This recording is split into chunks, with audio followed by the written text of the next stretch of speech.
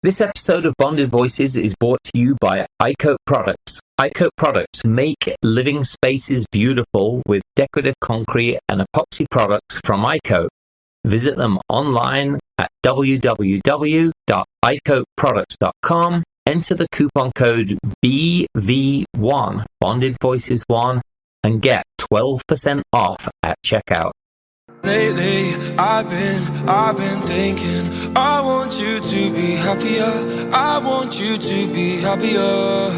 Welcome back to Bonded Voices, where our goal is happier, healthier, and wiser through conversation. I'm Ian. I'm Greg. This is Loren. And it's great to be back. And we have a 3-part series to deal with. And Loren, why don't you just kick us off with what this series is going to be all about? So the general subject is the friendship recession. When was the last time you had a real conversation with another man? Not about work, not about your kids' schedules, not about fantasy football. A real conversation. We don't talk about this much, but something's happening. It's quiet, it's subtle, and it's everywhere. I think we're in a friendship recession. Like, I actually love that title of friendship recession because as I look around at men, especially middle-aged men, and we've got some stats that we can... Not that old. No, but still. Or old men. Let's just go with old men.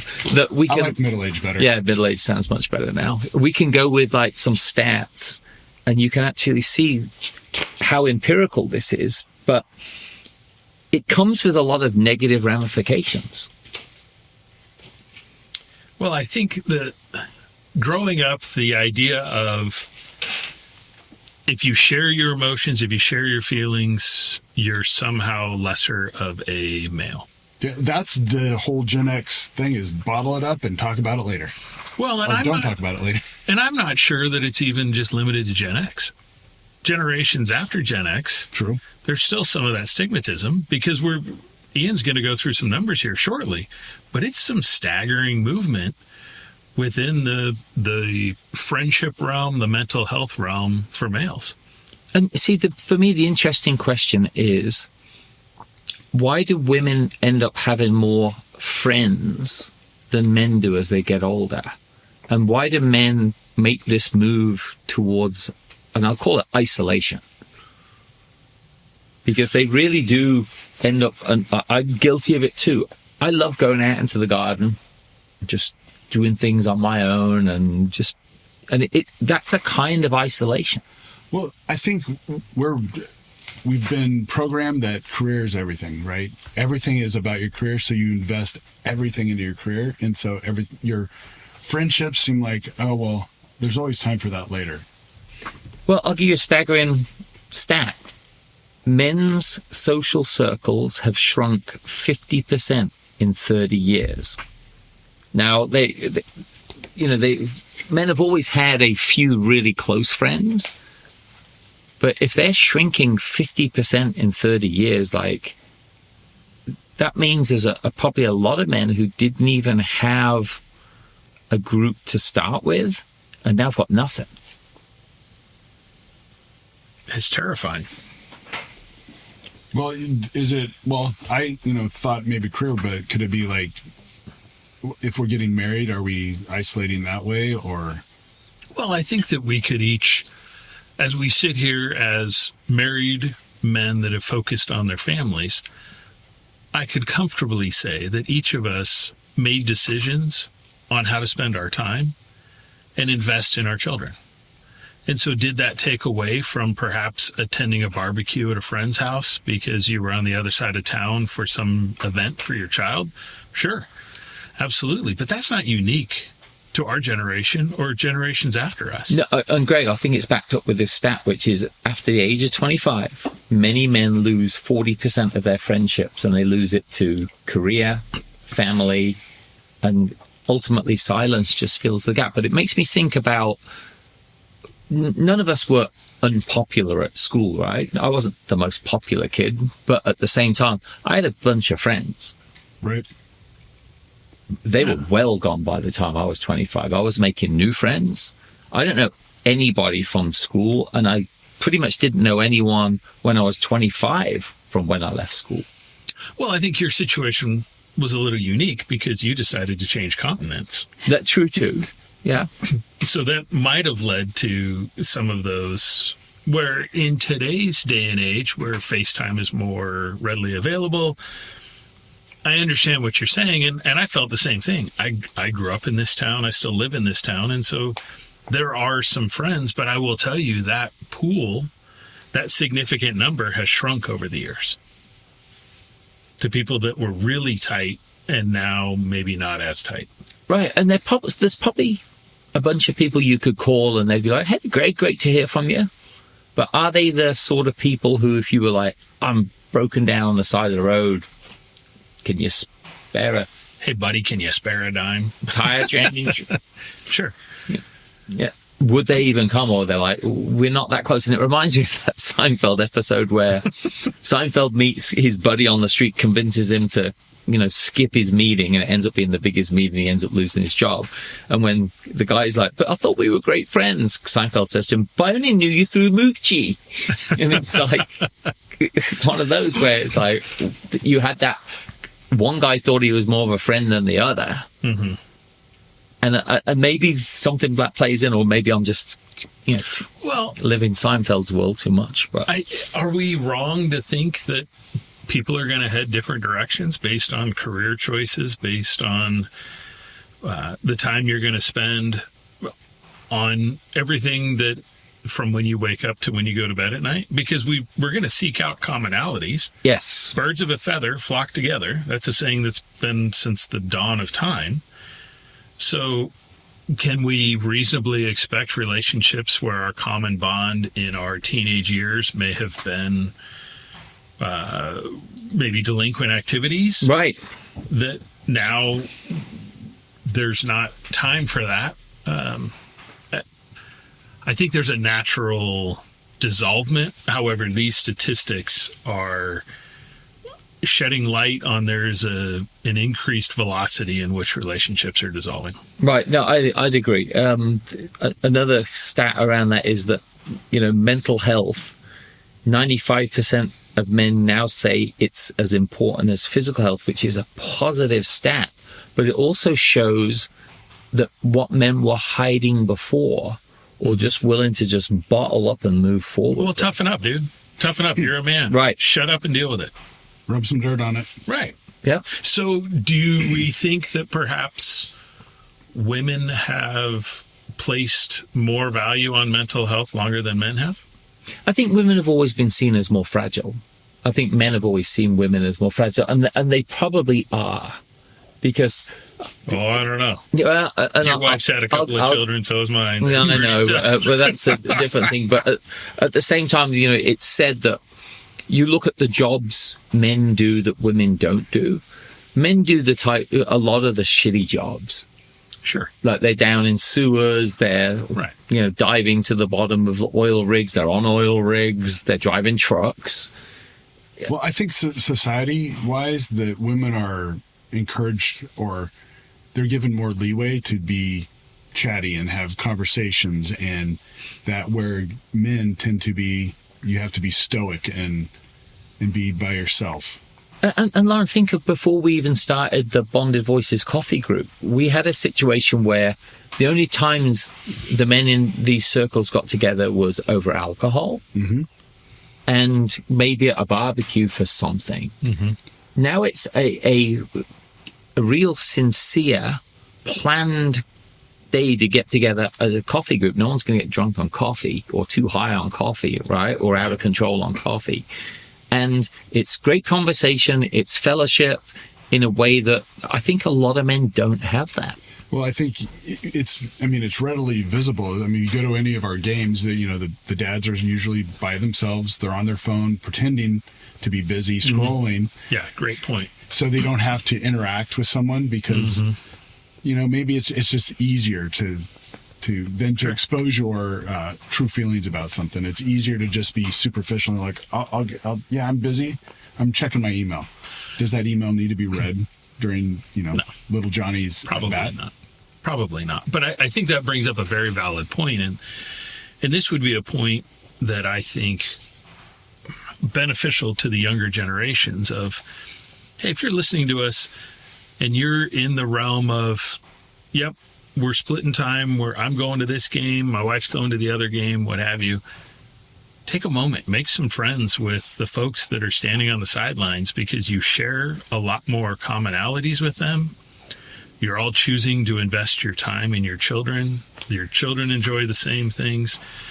This Bonded Voices podcast, as well as the coffee group that we refer to, came out of youth sports and the fact that we probably kept our phones in our pockets enough to foster relationships that we didn't realize were going to be beneficial years down the road. Right.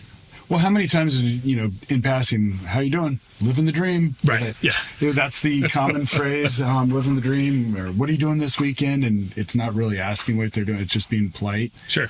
And not taking the time to actually talk to them. Mm-hmm. Now, I think the people might be asking, why does this matter? And this is the stat that's crushing, which is 75% of all suicides are men. And I think isolation plays heavily into committing suicide. No one commits suicide in a room full of people. Even this house we're in now, the guy who owned it was up in the cabin, went up there with his family, went into a separate part of the house, stayed there for a minute, pulled the trigger. It wasn't instant. He went up there, isolated himself, decided that this was the moment, and committed suicide.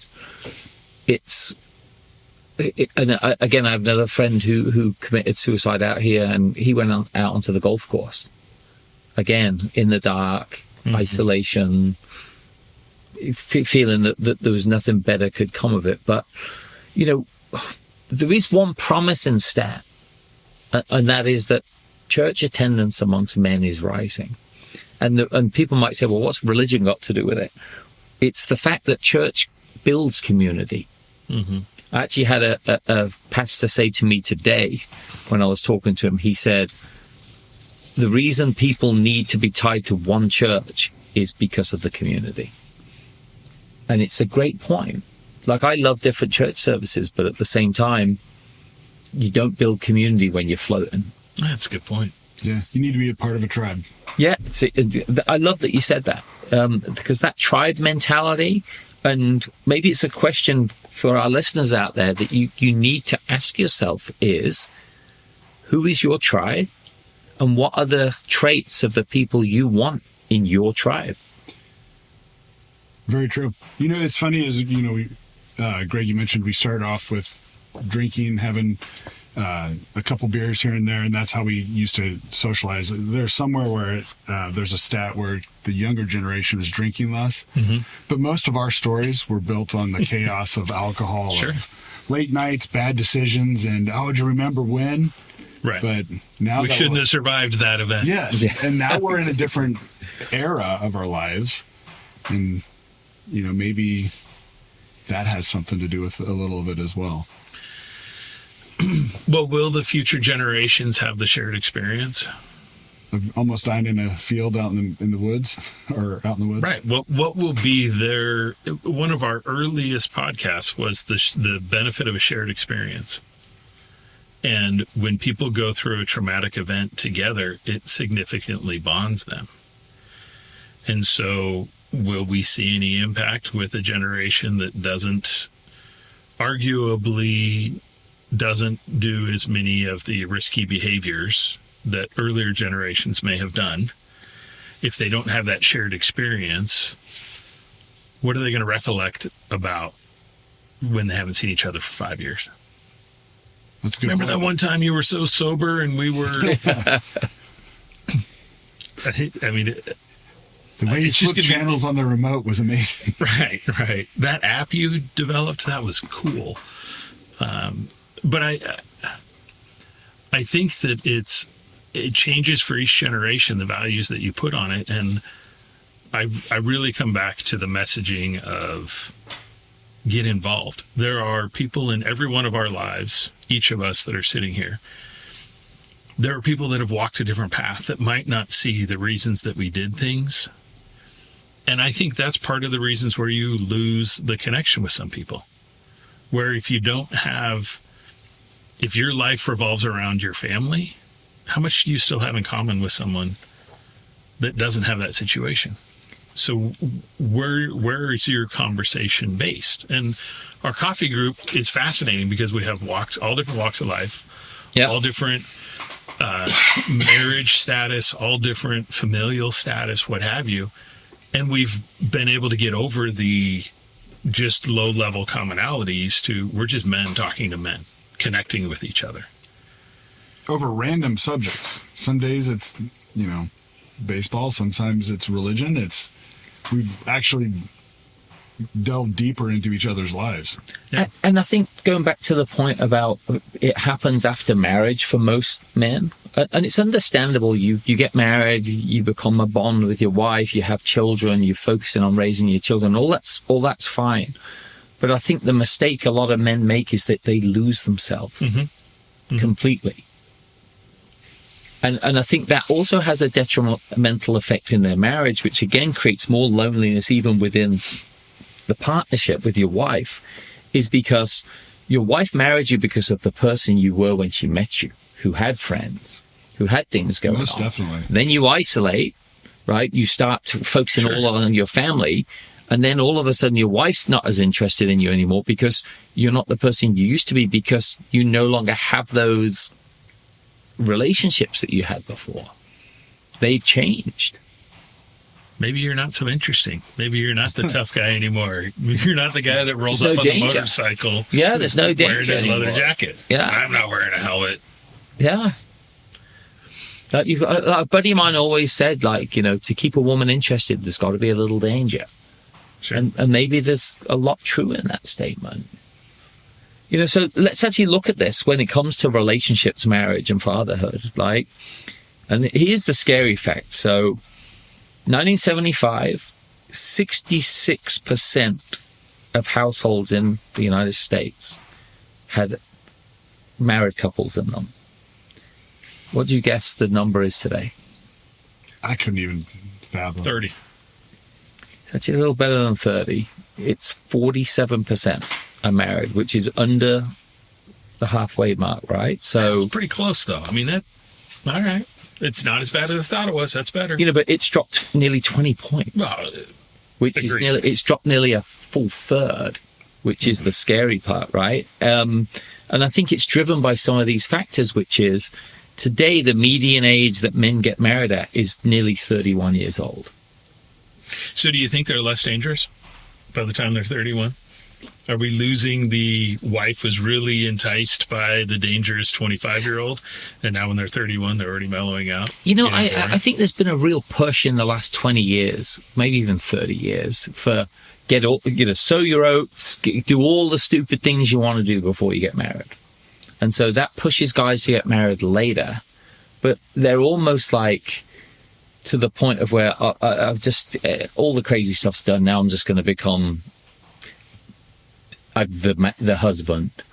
And I think that probably plays into the divorce rate as well, going back to what we said, because the wife falls in love with someone who has that little bit of danger, maybe saw him jump off the roof into the swimming pool one day and was screaming at him, "You're not going to do that when we get married." But then when he doesn't, he's like, oh yeah, he's not interested anymore. And I think women do sadly play into that. So when you think about the divorce rate that's here, the divorce rate, and a lot of it's from the same people getting divorced again, that's another high figure as well. There's more men who are stay-at-home dads. It's the wife who's flipped the script, and she's the money earner. And I think all of these things, like it or not, erode that masculinity from the men. And do we know any guy who's like, I love my wife because she's anything but feminine? And I think the same goes for women. Women like men because they're masculine. Yeah. I want to go back to the average age of when people get married. So in history, there were periods of time where the average age to get married was late teens. or even early 20s. And so at that point, these two people who are still growing up are now together and growing up together. Versus when you start talking about people in their 30s, arguably done growing up at that point. So are they growing together? Because they're done growing up. Yeah, you're the person you're going to be. You're not doing a lot of soul searching and changing once you hit 30. See, yeah, right. That's a great point. And I think so many men get to that point where they hit 30, where they've developed such an independence. Marriage is a dependency on one on the other. Yes. And I think both the men and women get to that 30 stage and they're very independent, which doesn't help in a marriage. Yeah, it's interesting because society will say, well, don't get married too young. You need to be financially stable. You need to have all of these pieces in play. But once you have all those pieces in play, it's just a... Well, we're not going to cover it on this episode, but we will do a show in the future on the loneliness within women in their 40s, 50s, and 60s. And it's an epidemic proportions at the moment. Are our wives going to do that podcast? Yeah, maybe we should leave it for them to. Maybe we shouldn't. Yeah. I got to go home later, so. Yeah, exactly. Yeah, but it is like, these shifts are happening. And for you men out there who are listening, who maybe listening to this on your own and thinking, I'd love to have what these guys sound like they have. And we sincerely do have it. We have a great coffee group. It isn't hard to start, and it's something that you should absolutely dig into. But do not become more isolated. Well, and there's plenty of groups, too, that aren't revolving around alcohol. So if you like automobiles, find an automobile club. If you like hunting, find a hunting club. There's so many things, and my ask would be, don't let yourself isolate. So I think just like Ian said, don't not giving into it, but just don't allow it. So I think the takeaway is there's no magic button or easy button that helps you get friends, but it takes you reaching out. It's a simple text, a call, and hey, let's meet for coffee. Let's go hunting. Let's do something.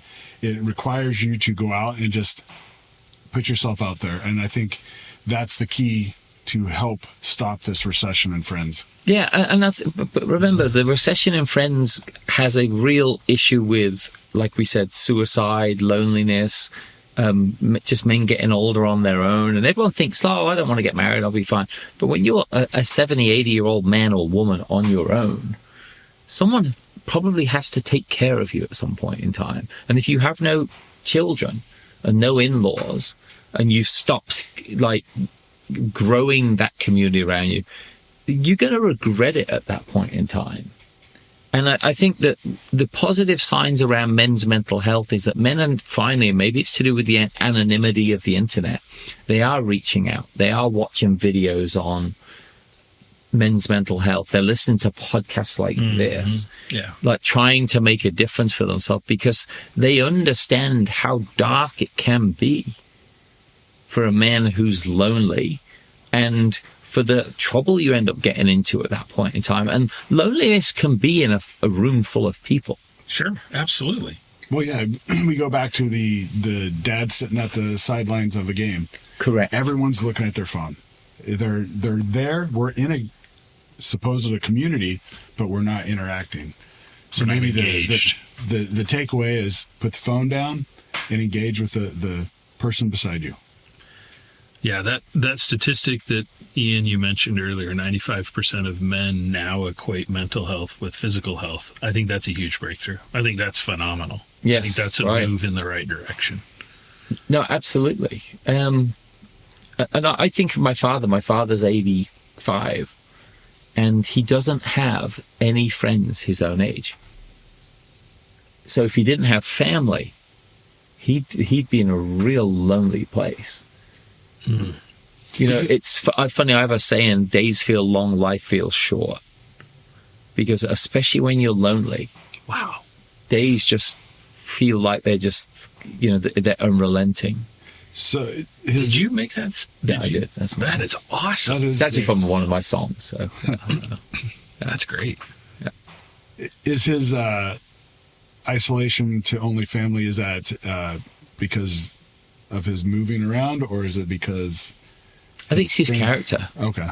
He's not one to go and make friends. And I think a lot of men look at that, which is, if am I going to go and ask him out? It's like, you're not dating him. You're asking him if he wants to have coffee. Again, there's nothing sexual in it. But I think a lot of men have trouble talking to other men in that regard because of the idea that maybe it'll get taken the wrong way, or they'll see me as weak. Rather than being the way it is God created us to basically have friends. It was not good for men to be alone. And I know he created Eve, but the other point is men need other men.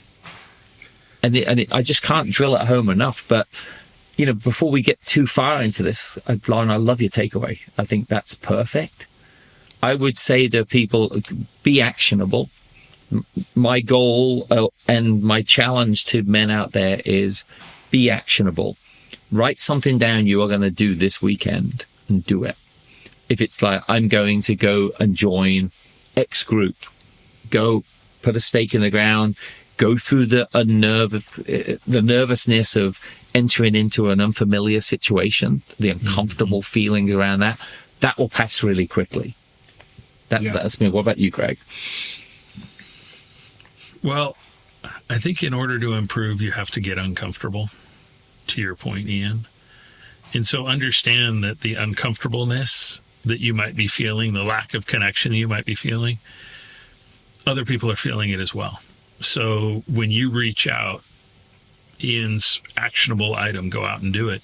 When you reach out, that other person is pretty likely to be pretty excited that you reached out to them. And we're all in this together.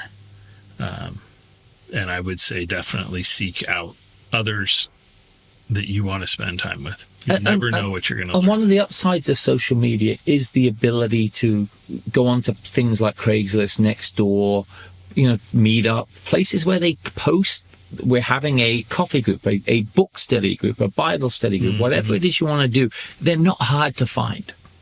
Yeah. Right. It just has to be an intentional move on your part. You have to go out there, make the effort. It's not going to happen for you.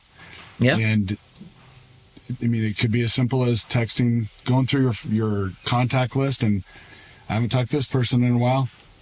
Text them. So, Loren, what are we going to cover in part 2 of this series? Because, I think this has been a great conversation, but let's look at, what comes in part 2 and how are we going to make it actionable for people hearing back. And we'd love to hear people call in and say, this is the something I did. I didn't just sit at home. I took your advice and did it. But so what are we looking at for episode 2? We briefly touched on the alcohol fueled, remember when? So we're going to discuss, was it the booze or the bond? We're going to talk about the bonding chemistry and the whole remember that night, or he fell into that, or remember when we closed down that bar? So we're going to delve into that type of topic. That would be great, because then we can have some stories about which of those experiences led to long-term relationships. Mm-hmm. Oh, definitely. Or which ones led to shame, and you're like, I hope I don't see that person again. I'm not going to my high school reunion. In case they tell that story. Exactly. Yeah. Or don't say this around the kids, because they don't know this side of me. Yeah. No, that's going to be excellent. So that's episode 2. So until next time, I'm Ian. I'm Greg. This is Loren. And we will see you again on Bonded Voices.